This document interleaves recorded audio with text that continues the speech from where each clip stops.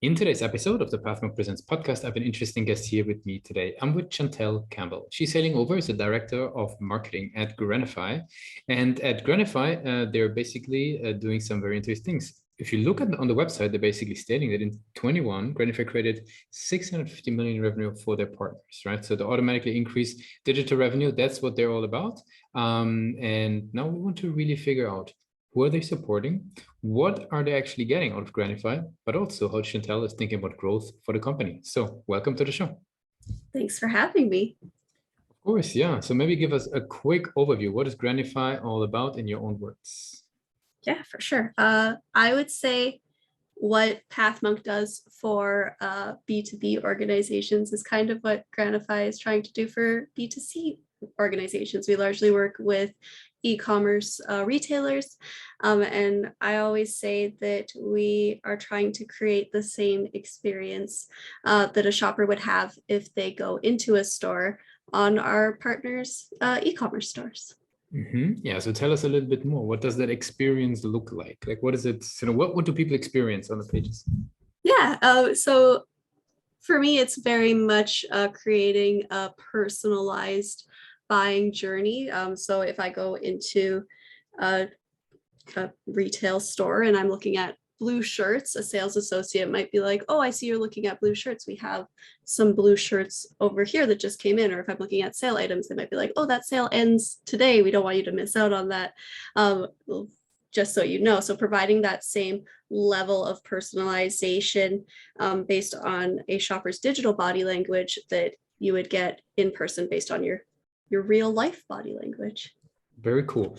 Now, sort of how does an e-commerce page, what should it, in terms of like size, industry, amount of visitors, who's a great fit? Like what types of companies benefit the most from Granify? We typically work with what I would call enterprise retailers, so larger retail organizations. We only make money if our partners make money. We are fully commission based, and so working with customers that will see the full benefit of our platform usually means that we're able to collect enough data from their shoppers and they have enough shopping sessions. So definitely those bigger retailers. That makes sense. And what would you say? How do these folks in those enterprise sort of retailers? How do they learn about Granify? Like, what's sort of their path? Maybe you could call it the buying journey on Granify, right? To get started with Granify. Yeah, or I would say at the point where we have a really good product, we're proving that we're driving revenue for our retailers. So now this year has really been focused on getting the word out, on telling people about us and how awesome, I think how awesome our product is and how awesome we are. So right now, I think it's a lot of word of mouth because we do foster really close relationships with our retailers and try and act as an extension of their teams. And so largely we're just working with them to tap into their networks and see who else might be a good fit. And obviously you're an expert in buying journeys. Like, what do you think about the buyer's journey for somebody getting to know Granify? Like, what role does the website play? Basically, sort of, if you switch tables a little bit, you guys helping e-commerce guys to drive results, how do you think about the page for Granify in itself? Like, what role does it play in the journey? I think that our website's incredibly important as that initial touch point for a lot of people who might be hearing about us for the first time. Like the amount of people who are like, oh yeah, someone mentioned you, or I saw your name pop up somewhere and I Googled you. And then the website is that initial opening of the door and handshake to those people.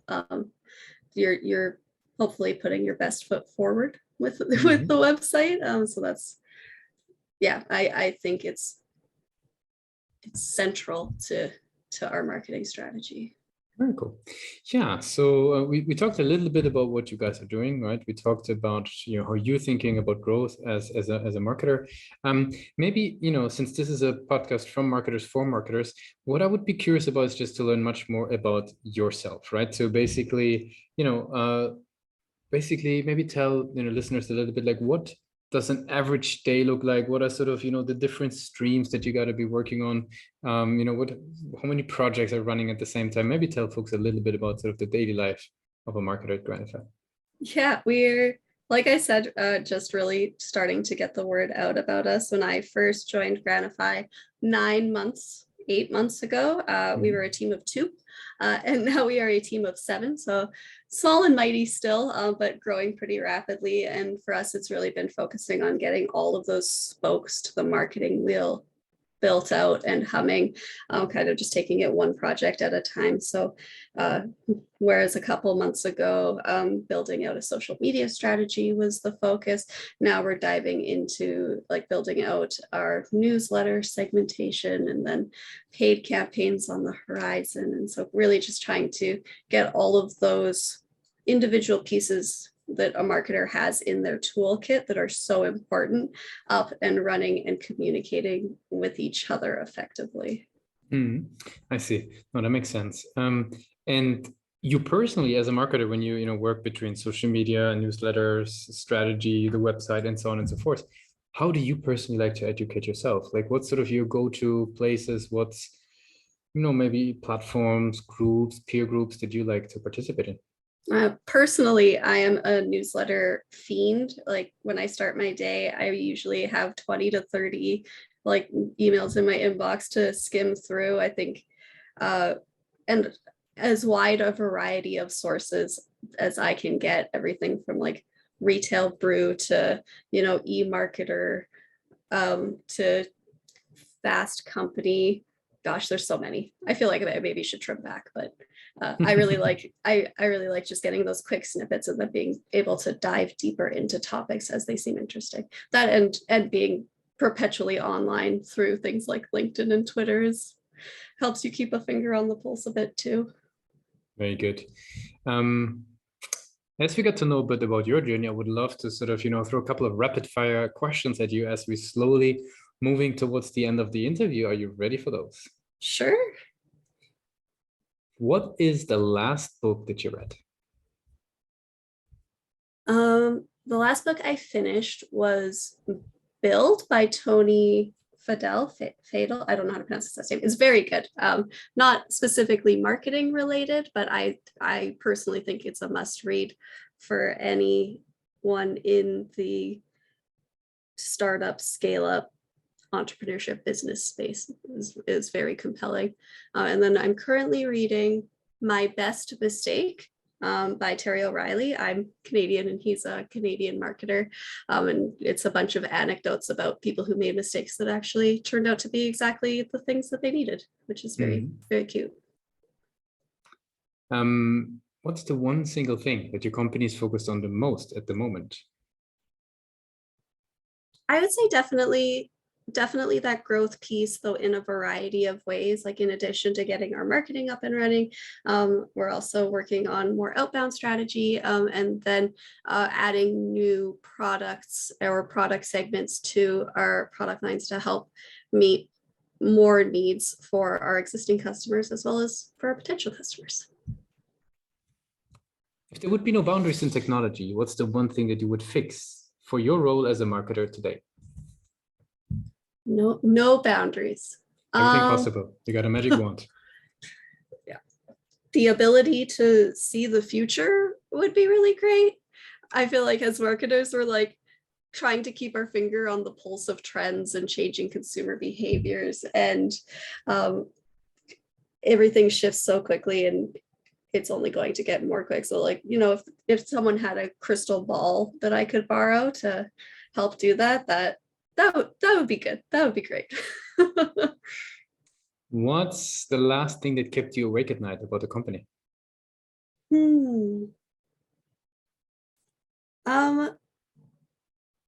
That we've been growing a lot and how important it is to scale processes as you grow. We were a team of only 32 people just a year ago, and now it's 57 people in our little organization, which doesn't seem like a lot, but that's almost double. So how we can make sure that we're not losing our culture and losing our the thing that makes us us, and better serving teams with additional layers within the organization.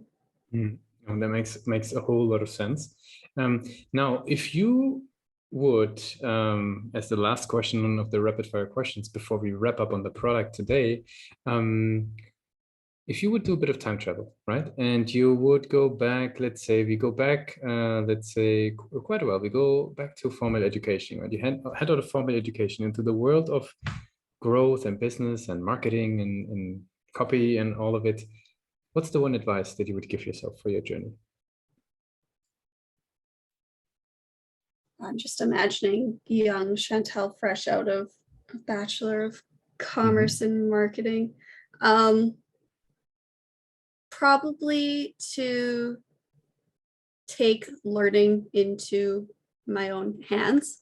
I think it took me a long time to figure that out. And I think, especially because technology is changing so quickly, like a marketing degree that I did almost a decade ago, oh my goodness, it didn't cover things like Facebook marketing or newsletter creation, and I kind of had to figure that out for myself as we went along. But there are a lot of resources out there now.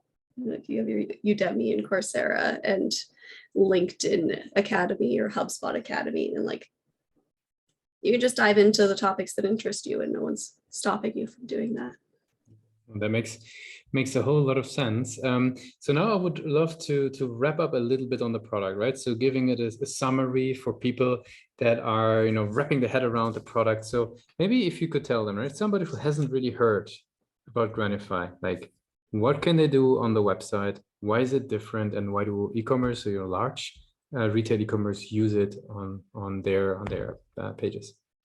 Yeah, I would say we're the only e-commerce personalization software with no fixed fees, no setup fees, where we only pay when our client only make money if our clients make money, and we have no complicated like templates or tags or triggers, and you get one-to-one service with our team.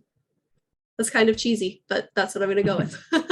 No, that's a very good summary. Chantelle, I really appreciate that you joined us on the Pathmark Presents show. I want to give you the very thank you from the full team here at Pathmark that you joined the show, and thanks a lot for being a guest. Thanks so much for having me. This was lovely.